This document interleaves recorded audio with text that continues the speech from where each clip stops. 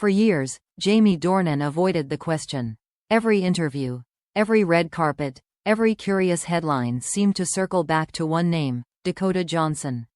No matter how far he went in his career, no matter how much time had passed since 50 Shades of Grey, her name was always there, echoing somewhere behind his. They had built something extraordinary together, not just a franchise, but a chemistry so magnetic that people refused to believe it was only acting. And yet, he never truly spoke about it. Until now. Sitting in a quiet studio, years older, softer around the edges, Jamie finally decided to open up. People think they know what that connection was, he said, his voice low and thoughtful. But the truth is, it was never what they imagined. It was something even more complicated. The interviewer leaned in, sensing the gravity of his tone. Jamie continued, Dakota and I went through something no one else could understand. We were thrown into this massive world together, the fame, the pressure, the judgment. And through it all, she became my safe place. I trusted her completely. He paused, smiling faintly at the memory. I've never worked with anyone like her. We didn't have to talk much to understand each other. It was just there, like some invisible thread connecting us. It was the first time in years he had spoken about her with such openness. For so long, both had dodged questions about their bond, always respectful, always vague. But that distance had only fueled more speculation. Fans saw them as twin flames, two souls drawn together but destined to remain apart. And maybe, in a way, that's exactly what they were. Back in 2015, when 50 Shades exploded across the world, Jamie and Dakota became inseparable in the public eye. Every look between them, every subtle smile, every interview moment was dissected and romanticized. But behind the scenes, what the cameras captured wasn't flirtation, it was trust. Two actors navigating impossible expectations, relying on each other to survive the noise. Jamie reflected on that time with a mix of pride and melancholy. I was married, she was building her own life. But when we were on set, we had to be completely vulnerable with each other. That's a strange kind of intimacy. You can't fake that level of connection. You have to give a part of yourself away. He admitted that such closeness had consequences. It blurred lines sometimes, not because of romance, but because we cared, deeply. When the world keeps telling you what you should feel, you start questioning what's real and what's projection. The interviewer asked him if he and Dakota had ever crossed that invisible line. Jamie smiled gently, almost wistfully. No, he said, but that doesn't mean the feelings weren't real. There's a kind of love that doesn't need to be romantic to be powerful. He looked down for a moment, his hands clasped together. We shared something raw, and maybe the reason people still talk about it is because it came from a place of truth. We were just two people trying to find honesty in a story built on fantasy. The room fell quiet for a while after that. Jamie's words carried the kind of weight that comes only with time, the peace of someone who has finally stopped running from what was. As he spoke, there was no bitterness in his tone, no regret. Just a quiet gratitude. Dakota brought out a side of me I didn't know I had, he said. She taught me to be braver, more present. I think she saw through the version of me that everyone else was clapping for. He laughed softly. Sometimes she'd just look at me and say, "You're overthinking it again." And she was always right. For a long time, Jamie and Dakota's connection had been treated like a mystery, something forbidden, too tender to touch. But as he spoke now, the mystery faded, replaced by something far more human. Respect, affection, nostalgia. He admitted that they had drifted over the years, life taking them in different directions. We don't talk as often, he said, but when we do, it feels the same. Familiar, easy. When asked if he ever missed her, he smiled again, a real, unguarded smile. Of course, he said softly. How could I not? She's one of those people who leaves a mark on you, not because of what happened, but because of what didn't. The interviewer hesitated before asking the question everyone had wanted to ask for nearly a decade. Do you think you and Dakota were meant to be? Jamie looked away, his expression thoughtful, almost sad. The pause stretched long enough to feel infinite. Then, quietly, he said, "Maybe we were. Just not in the way people think." He didn't elaborate. He didn't need to. Because in that one sentence, he said everything he had been holding in for years. And yet, when the interviewer asked what he truly wished for Dakota, his answer came without hesitation. The same gentleness that had always defined him. "I just hope she's happy," he said. "That's all I've ever wanted for her." But what he said next would make everyone listening fall silent. A truth about their future happiness that even time couldn't erase.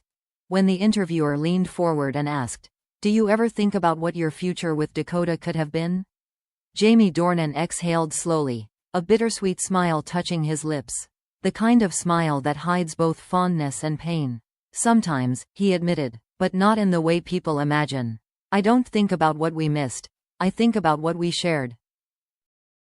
There was a long pause, the kind of silence that doesn't feel empty but full of memory, of what was once unspoken between two people who understood each other too well. "I think we were meant to find each other at the exact time we did," Jamie said quietly. "We were both young enough to still believe in magic, but old enough to understand how fragile it is." He glanced down, fidgeting with the ring on his finger. "Dakota came into my life when everything was loud, fame, expectation, pressure. She was calm in all of that. She grounded me. I don't think she even realized how much she helped me just by being herself." He stopped there, choosing his next words carefully. But people out there, they turned it into something else. They needed it to be love, a scandal, a secret. The truth was simpler, but somehow, that made it harder to explain. The interviewer nodded. "Do you ever wish you could go back?" Jamie looked away, his eyes soft. "No," he said, "because what we had was right for its time. And if we'd tried to make it something else, maybe it wouldn't have survived at all." That sentence lingered, honest, mature, and strangely comforting. As the conversation deepened, Jamie began to speak less like an actor recalling the past and more like a man learning from it. "You know," he said, "I think people confuse love with ownership. We think if we love someone, we have to keep them. But sometimes love is just recognizing the light in someone, and letting it guide you, even if it leads away from you." For the first time, the studio fell completely silent. No one dared interrupt him. He took a breath, his voice softer now. "I loved Dakota, in my own way. Not the way people wrote about, not the kind that asks for something in return. But there's love in respect, in laughter, in trust. And that's something that stays, even when everything else fades." His words carried the weight of closure, not the dramatic kind that breaks hearts, but the gentle kind that heals them. Then came the question that made him pause the longest. "Do you think she feels the same?" Jamie's eyes flickered with emotion. "I think she does," he said. "We don't need to say it. We've always understood each other without words." He smiled faintly. "You know, when I think about her now, I don't feel sadness. I feel proud. I see her living her life, happy, fulfilled, and I think, yeah, that's how it should be." There was something so disarmingly sincere about the way he said it that even the interviewer sat back, unsure of how to follow. But Jamie wasn't finished. He leaned forward, elbows on his knees. "People keep asking if there's still a future for us," he said. "But they don't realize, there already was. What we had shaped both of us. It gave us courage. It gave us friendship. It gave us the ability to walk away without hate. That is our future. One where we both get to be happy, even if it's not together." The interviewer's next question was soft. "So, when you talk about happiness, what does that mean for you now?" Jamie took a long moment before answering. "Happiness used to mean success, attention, being seen," he said. "Now, it's peace. And part of finding that peace was letting go of what everyone else wanted me to be. Even who they wanted me to love." He smiled, looking distant, almost nostalgic. "Dakota will always have a piece of my story. But that's all it needs to be, a piece. You don't have to live in every chapter of someone's life to be important to it." That single line felt like the truth he had been holding back for years. Later, when the interview aired, Viewers couldn't stop talking about it. The sincerity in his voice, the tenderness in his eyes. It was clear this wasn't rehearsed or polished. It was a man finally setting down a weight he had carried quietly for too long. And in a beautiful symmetry, days later, Dakota Johnson was asked about Jamie's comments. She smiled, that familiar, knowing smile, and said simply, "He's right. We'll always be part of each other's happiness. We just learned how to find it separately." It was the kind of ending that wasn't tragic or romantic, just real. Two people who met in chaos, grew through it, and walked away better for it. When asked one final question, "Do you still love her?" Jamie paused, then smiled gently. "In my own way," he said. "Always will."